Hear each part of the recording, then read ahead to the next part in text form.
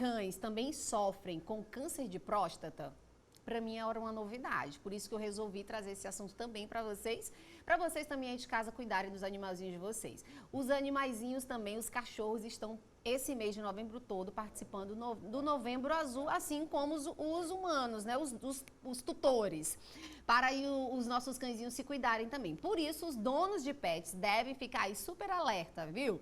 Antes da gente conversar aqui com o Caio, a gente preparou um videozinho para falar com vocês. Solta aí. No mês de novembro, que é também dedicado à conscientização sobre a saúde do homem e de prevenção de diversas doenças, como câncer de próstata. Mas você sabia que a doença pode acometer também os animais, como cães e gatos?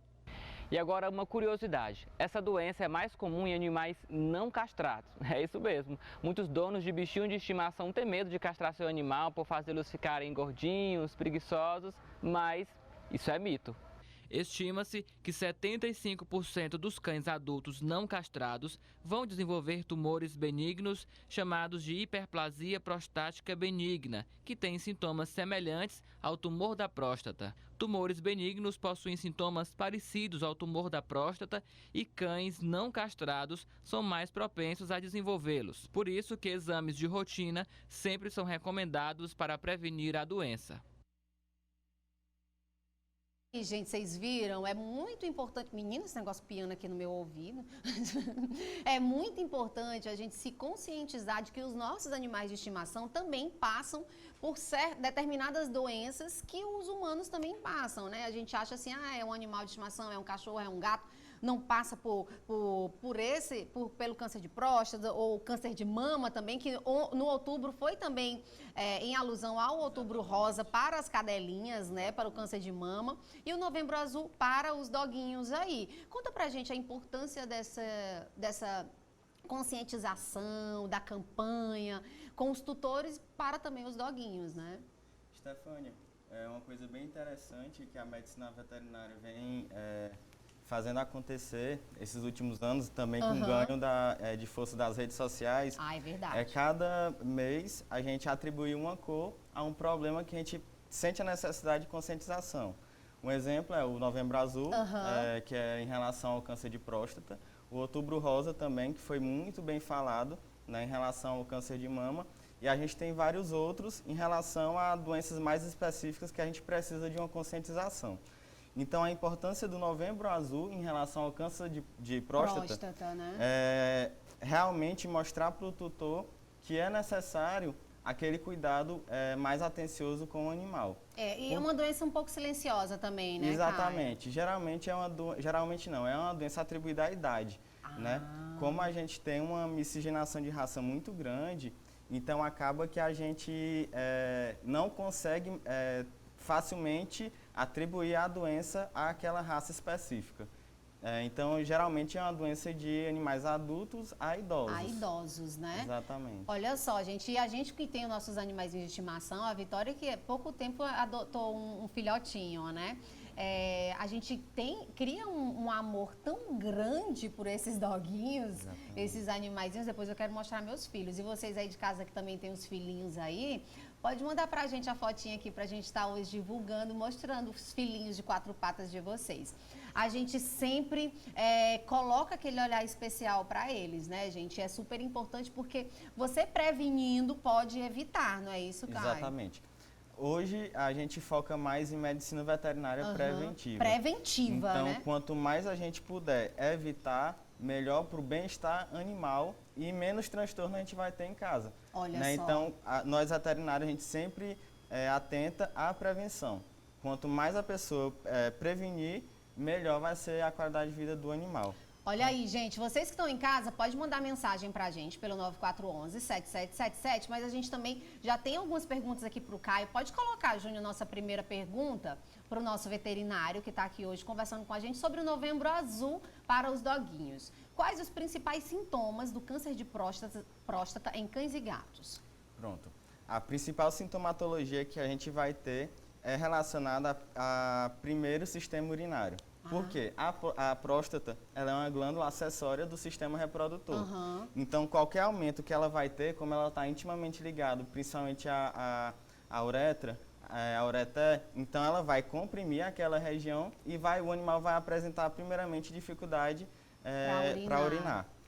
Depois disso a gente vai ver animal adotando as posturas de dor, a gente vai ver fezes em fita, porque como a próstata também está no finalzinho do intestino, então ela vai comprimir um pouco o intestino e vai modificar o formato das fezes. Então é interessante que aquele tutor que é muito atento ao animal observe principalmente a urina e as fezes dele. Pode vir acompanhado de coágulo, pode vir acompanhado de infecção urinária. Então, assim, como é uma sintomatologia que não vai me dizer uma coisa específica, acaba que a gente vai precisar fazer um exame mais específico. Uhum. E aí a gente vai precisar de exames de imagem, como ultrassom, raio-x e o próprio toque retal. E o interessante, gente, é que hoje em dia a gente tem tudo isso, né? Antigamente a gente não tinha essa facilidade em fazer esses exames, né, Caio? E hoje em dia a gente tem tudo isso com mais facilidade. Isso, à medida que a medicina veterinária ela vai evoluindo e a qualidade de vida dos animais é uma coisa que a gente tem que focar bem. Tem que focar. Então acaba que a gente vai adequando novos métodos de diagnóstico para aquela realidade, né? Então aqui Teresina ela já é bem receptiva a esses métodos de diagnóstico. Que ótimo, gente. A gente fica feliz porque é muito amor por esses doguinhos. Vamos para mais uma pergunta, Júnior? Pode colocar aí mais uma pergunta para o Caio, relacionada ao Novembro Azul para os pets, gente. Tanto cães como gatos também, né, Caio? Cães e gatos. Em felinos é uma patologia um pouco mais rara. Ah, tá certo. Rara não, mais difícil de acontecer. Mais difícil, mais mas comum acontece, de cães, né? acontece. Tá acontece. bom, coloca aí, gente, desculpa. Ó, suplementação alimentar indicada para prevenir cães, câncer em né? cães. Pronto. Quando a gente fala de suplementação, a gente tem que pensar em longevidade e bem-estar animal. O que seria a suplementação? É a alimentação, né? Não, a suplementação é como se fosse uma adicional à alimentação. Ah, tá certo. E aí, quando a gente sugere a alimentação, ou a suplementação, a suplementação, na maioria das vezes, a gente indica para aqueles pacientes que possuem alguma deficiência, no caso de algumas deficiências que podem culminar com a patologia, ou quando a gente quer ver melhoria de alguma coisa daquele animal, né? Então, a suplementação, ela é eficiente, principalmente nos animais idosos. Então, a gente tem suplementação hoje por categorias, né? O animal idoso, para que vai servir a suplementação? A suplementação, ela vai servir como uma forma de retardar o máximo possível o aparecimento de algumas patologias que acometem normalmente os animais idosos. Gente, para vocês verem aí, né? É realmente ter aquela atenção diferenciada para os animais. A gente tem que olhar, gente. Tem que olhar para o animal de vocês. Você estava falando das fezes dos animais, gente. Mas eu olho as fezes dos meus animais todos os dias. Uma coisa... Principalmente os meus... Olha, eu tenho um cachorro que eu acho que ele falta pouco comer, eu não sei mais nem o quê. Porque de xuxinha a plástico, a tudo, ele vai lá e coisa. Quando eu vou lá nas fezes dele, eu vejo, meu Deus, eu não acredito que ele comeu uma xuxinha, não, gente. Então a gente tem que ter essa atenção, né, Caio? Olha aí, meus dois vagabundinhos. Dá demais, gente. Uma coisa que os tutores acham engraçado é que a gente, às vezes, pede foto das fezes do xixi, né? E eles ficam com vergonha de enviar. Sendo que, às vezes, é essencial que a gente veja. A foto para ver o que realmente está acontecendo e se a gente precisa realmente fazer uma intervenção diferente do que a gente já faz. Né? Olha só, gente, tá vendo? Ajuda, como o animal não fala, então ajuda no exame clínico da gente. Ajuda muito, né? Vamos ver... Tem mais alguma pergunta, Júnior? Ah, tá. Tem mais pergunta de castração. Mas fala mais pra gente sobre o câncer de próstata. Quais outras formas de prevenção? Ou se o doguinho já tiver diagnosticado, como a gente tem que agir? Como tem que fazer? Para ele também ter uma melhor qualidade de vida, Caio. Certo. Vamos por partes. Quando a gente fala de castração, a gente envolve alguns exames para realizar aquele procedimento. Então, a gente já começa a avaliar o animal a partir dos exames pré-operatórios, tá? Geralmente, o animal ele chega para o médico veterinário apenas com o tutor querendo castrar, né? E durante a avaliação, a gente vê que o animal ou não está apto à castração ou realmente ele precisa daquela castração com urgência.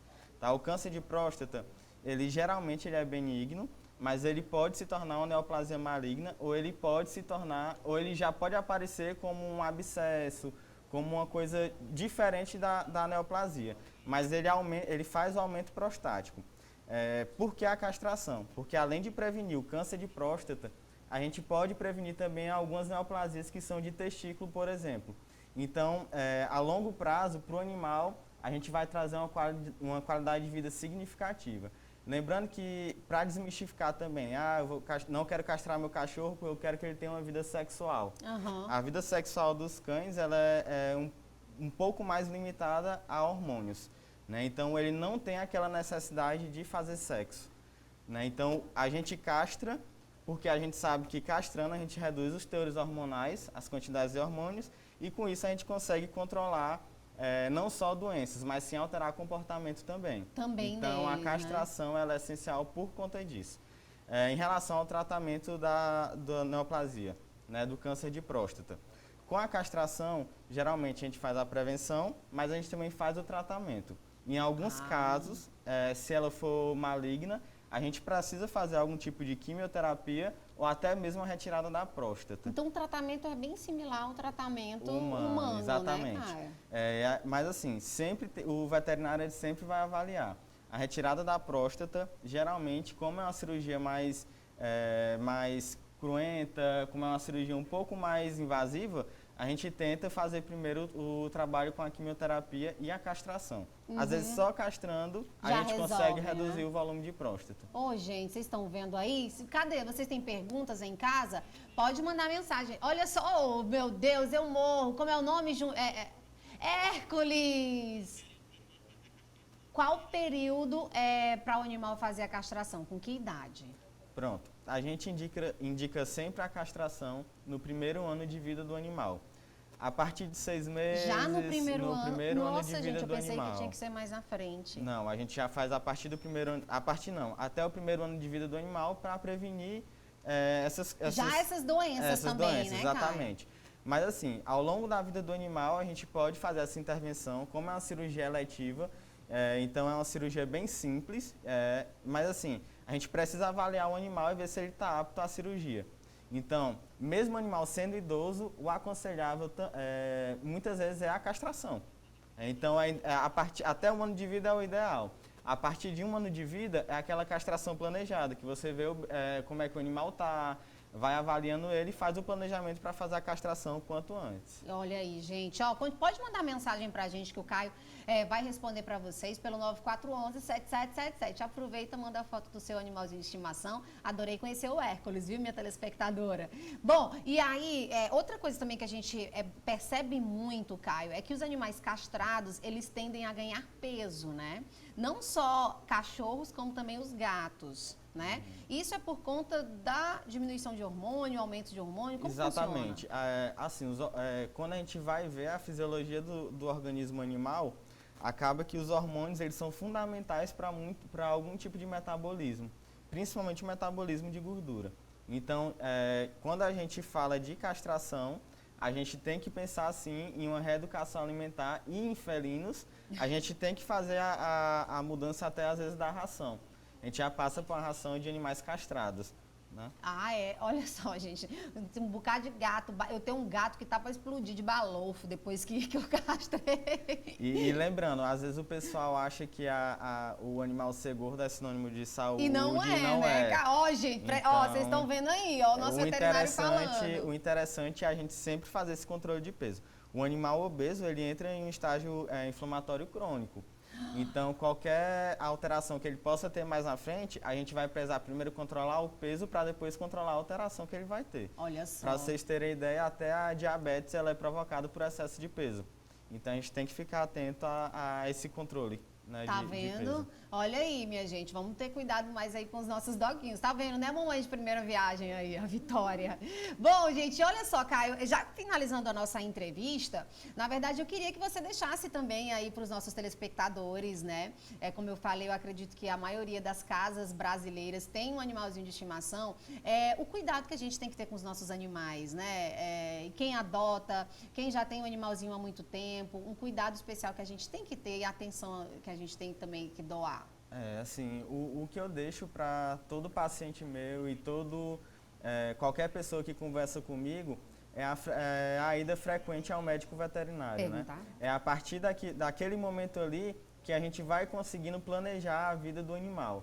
Lembrando que o animal ele nunca vai ter a possibilidade de fazer escolhas. Então, sempre quem vai fazer a escolha é o tutor. É o tutor, então, né? quanto mais informação ele tiver, melhor vai ser a qualidade de vida daquele animal. Lembrando que hoje a gente bate muito em cima, Stephanie, de qualidade de vida e bem-estar animal, né? É um tema que está em alta todo o tempo, então a gente tem que ficar atento a isso também, né? É verdade. E criar não é só botar ração, né? A gente tem que prestar atenção nos cuidados básicos, vacina, alimentação, isso tudo. Brincar também, que faz parte de uma boa... Exatamente, aquele comportamento lúdico do animal, a gente só consegue estimular se a gente tiver aquela rotina. Então, se você não tem, não adianta a gente querer que o animal tenha aquele reflexo. Tem aquele reflexo, né? Antes, olha, a gente tem mais uma pergunta, cara. A gente já ia se despedir, mas vamos responder essa pergunta aí do nosso WhatsApp. Coloca, Júnior. Se o cão deixa de ser valente, se castrar o animalzinho. Tá. Uma coisa que a gente tem que entender é que algumas vezes a gente não vai conseguir alterar o comportamento do animal, porque aquilo ali acabou virando um hábito. Né? Então, às vezes, além da intervenção cirúrgica, no caso da castração, a gente precisa de uma intervenção comportamental. Então, é indicado a gente, outro veterinário voltado para o ramo de comportamento, instruir o tutor de como ele vai reabilitar aquele animal para voltar a ser sociável novamente. Né? Mas, assim, muita gente relata que após a castração, o animal fica mais dengoso, né? Fica mais chameguento. Pode acontecer, mas né? Se for um comportamento dele, um instinto dele, a gente não vai conseguir alterar com a castração. Então é mito, viu, gente? É mito ou verdade? É mito que com a castração o animal vai ficar mais mansinho, mais obediente. É mito, mas os gatos ficam mais quietos. Ficam. Né? Os gatos ficam mais quietos. Eu tinha um rueiro, minha gente, Ludovico, rueiro, raparigueiro todo. Agora tá mais quieto. Menino, ele ainda continua meio raparigueiro, Ludovico, mas deu uma quietada. Pergunta, Vitória. A fêmea, se você castrar ela antes do primeiro cio, ela corre risco de morrer. Ela está perguntando a Vitória se é mito ou verdade, se a fêmea castrada antes do primeiro cio pode morrer. Mito ou verdade, Caio? Olha, quando a gente faz a castração antes do primeiro cio, o que é que acontece? A gente reduz a maturação daquele sistema reprodutor ou urinário. Então, por exemplo, sou uma gata ou um gato, um macho ou uma fêmea, a gente pode ter um desenvolvimento, a uretra dele pode não se desenvolver. Então, a gente vai ter muito problema urinário. Quando a gente fala em castração antes do primeiro cio, após o primeiro cio, a gente está falando da castração preventiva a neoplasias. Principalmente. Na cadela a gente tem o tumor mamário. Né? Então, as pesquisas mostram que você deve castrar após o primeiro cio e antes do segundo cio. Então, a idade reprodutiva de uma fêmea que não é disponível para a monta, para a cruza, é entre 6 a 1 ano. Né? Então, naquele período é o período ideal da castração. Tá? Antes